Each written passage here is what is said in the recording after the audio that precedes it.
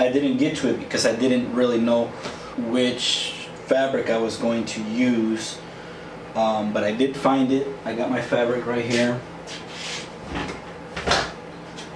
So I got my fabric here. This is what I got, which I'll roll the clip in a minute about you know, going to the fabric store. So the reason I just decided to go with this plain gray color is because two reasons. The interior is already gray, you know, the dashboard, the door panels, everything's already gray. So I actually wanted to try to do something creative, something, you know, with some kind of, I don't know, design to it, but I'm just gonna go with just the plain gray. So this is definitely upholstery fabric already with the back lining on the back. And the other reason is because it's going to match the other gray rear seats that I'm going to be using for my, you know, kids to ride in. So you know, try to at least match a little bit. So I'm just going to run this clip really quick. When I went down to the Joann's fabric store and picked this up.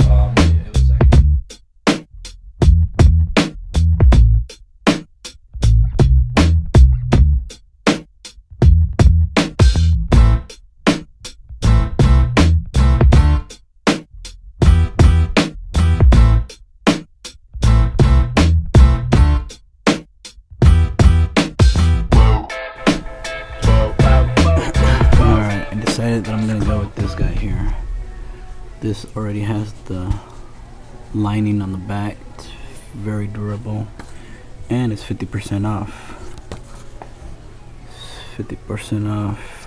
So you know, from 20 bucks, 50% off. It sounds like a good deal to me. So this is the stuff. This one's that one, but I'm gonna get this dark gray one here. So. And I think there's plenty of this one, so I'm gonna go with that one. So I got upholstery for leather, vinyl, etc. from here. So just gotta find the color. So I think this is the closest color. You gotta have the right color. Upholstery thread, strong, durable. Oh, I think this is it.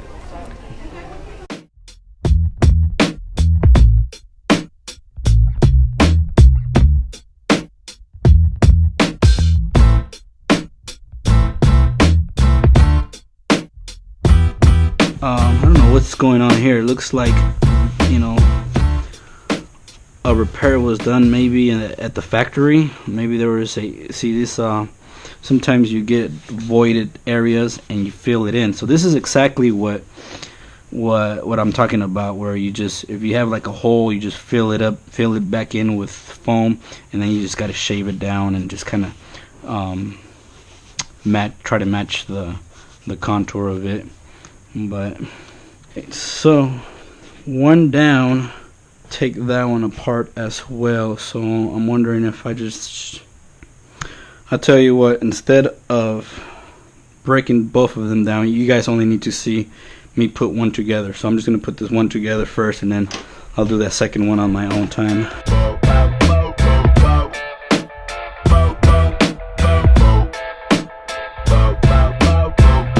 First one we're gonna work on is this bottom one.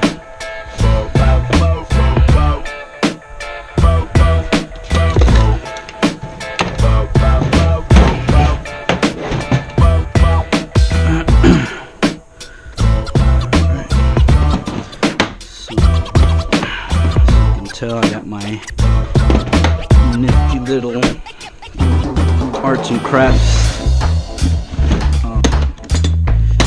toolbox here.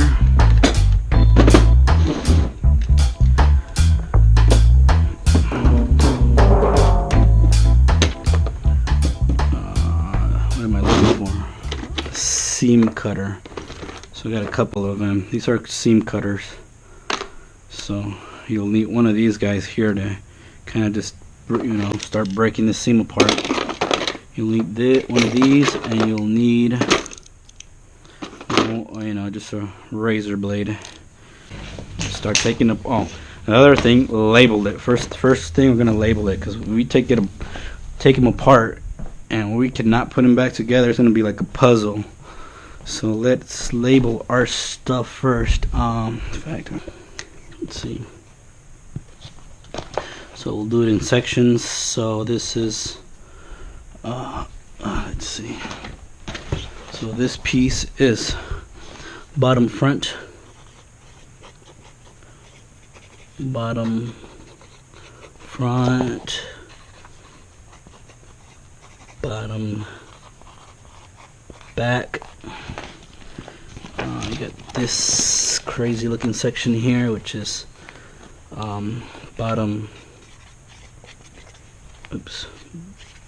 bottom, and I think they're both identical pieces.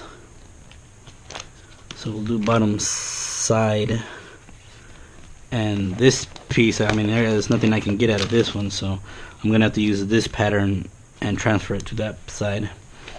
So this is front, and this is, and I think this side is identical to this side as well, which it looks like it.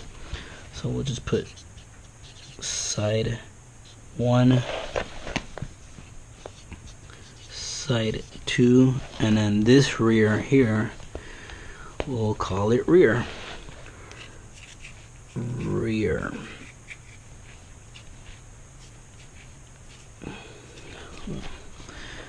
And that's it. That's all my patterns. I got 1, 2, 3, 4, 5, 6, 7, 8 pieces.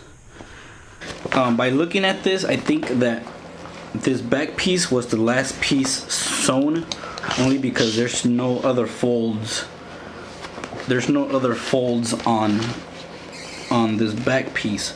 For example, I think this front one was the first piece that was sewn in, because there's an intersection here, an intersection here, and there's an intersection here, but this one, however, does not have any intersection. So this is for the last one. You do is you just go all the way. It was just sewn all the way across this way.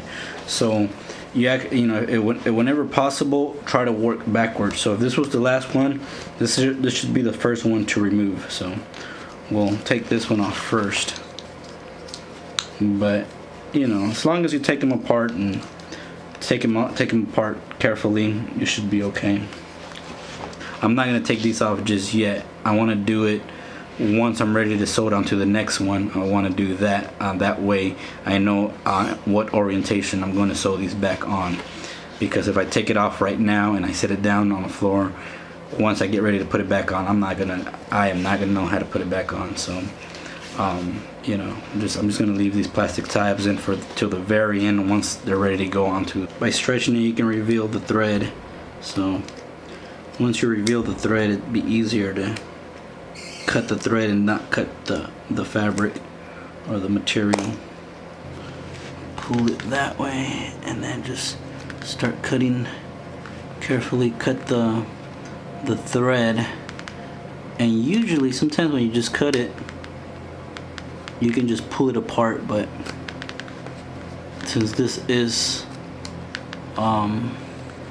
upholstery thread, it's probably a little bit stronger, and sometimes you can just pull it apart at once you get it going. But this, you want to take your time and take it apart carefully.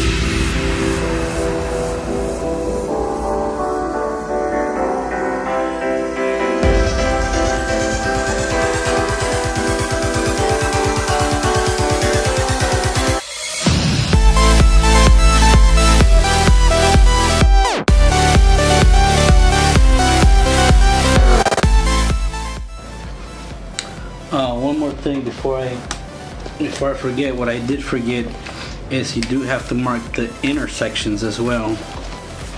So here's intersection 1. Here's this intersection here. Intersection's right here. Because that's, you want your intersections to match. Oops, to match when you put it back together. So intersection here. So I'll come back and mark the other intersections as well as soon as I get this guy out.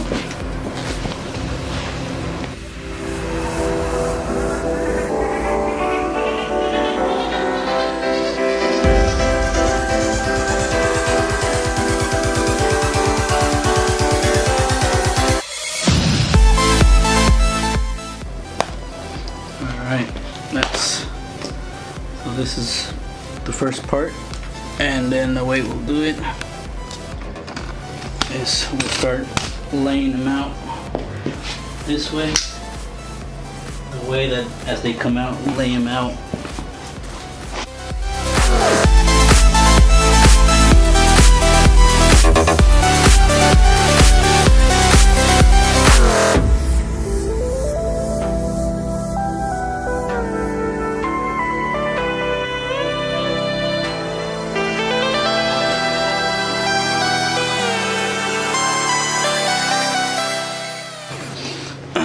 The other thing that you use is this little seam cutter.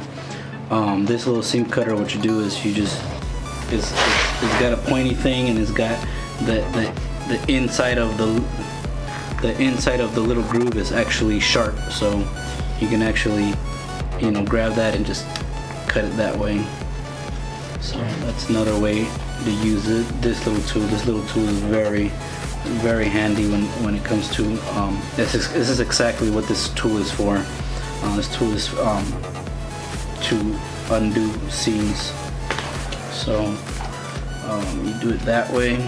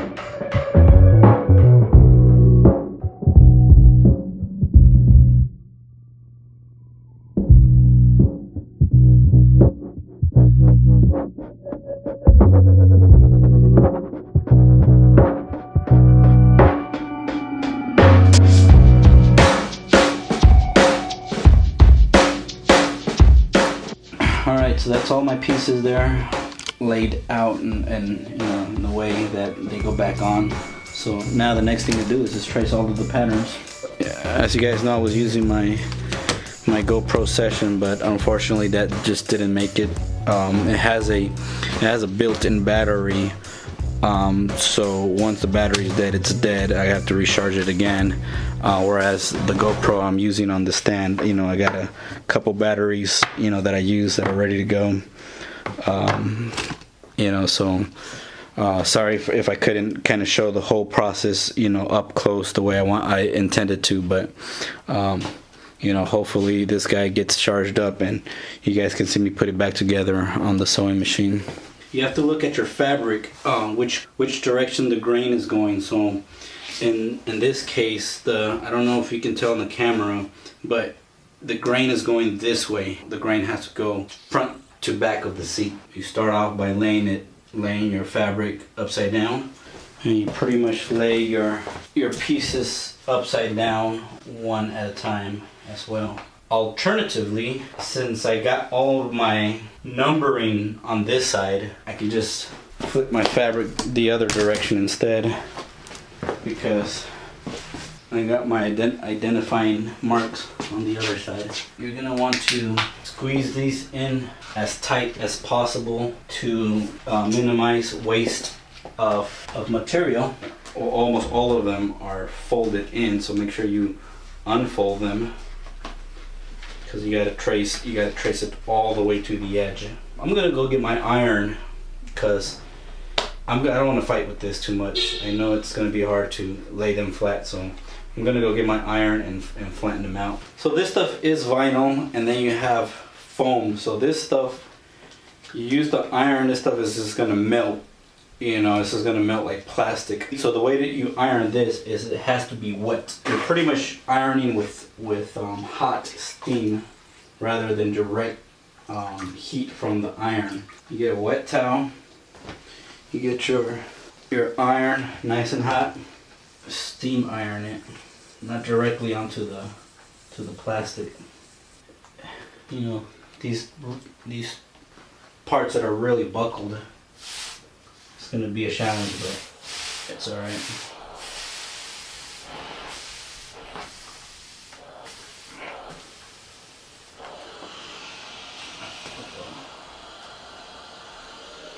So it doesn't take much to heat up this vinyl, so you don't want to do a whole lot. You don't want to burn it. And my other GoPro is charged, so let's see if I can get a better view for you guys. So this part's gonna be kind of challenging because it just wants to buckle up, so hold it down that way.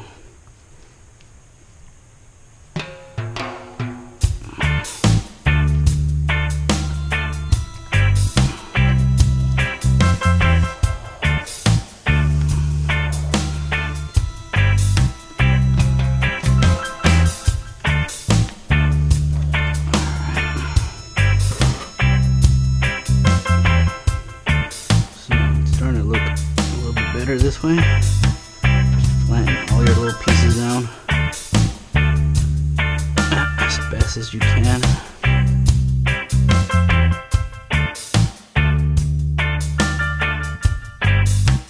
So now I have a nice flat piece. Well, not the nicest one. Obviously. We just want to be able to flatten it out like this guy here. There's no way we can flatten this guy out and trace this.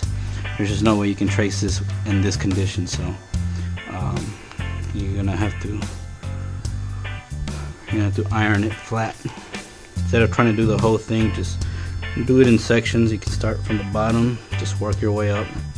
And again, you want to make sure your towel is not soaked but not dry either. And you put your iron on full heat. Make sure this thing gets nice and hot. Alright, so you got this little piece that kind of wants to buckle inside. So we'll start with this bottom corner.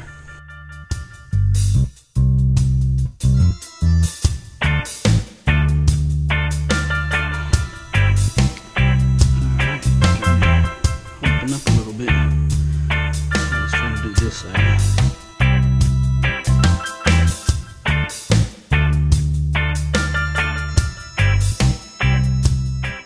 You know, that's as flat as you're gonna get it. It seems to kind of want to curl a little bit more, but you know, it's a lot better than you had it, and it's when it's warm it's more manageable. As when it's cold it's like it's very brittle feeling, but when it's warm it's very malleable and very you know, soft. You can just kind of work with it a little bit better this way. So you know, potentially you can just kind of twist it while it's still warm, twist it this way, and as it cools it'll maybe stay flat a little bit better. But there you go. See, look at that. That's a lot better. You know, we're gonna use this piece here is pretty much identical to this piece, so we're not really gonna use this piece to trace.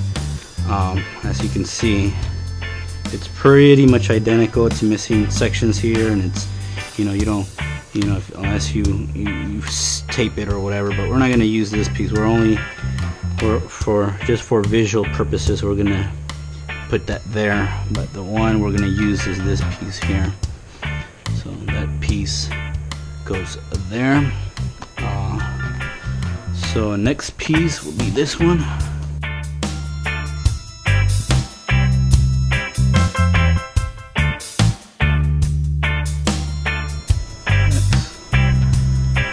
That's pretty flat there.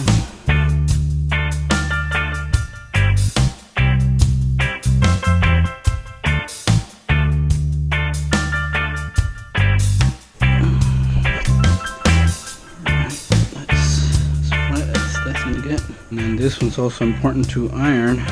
Be careful not to iron this piece here, but you have to iron these tabs out so you know how far to cut your pattern. And then this piece here, since this is still sewed on down there, I'm just gonna, when I trace it, I'm just gonna trace like and add like another 1/4 inch in the bottom.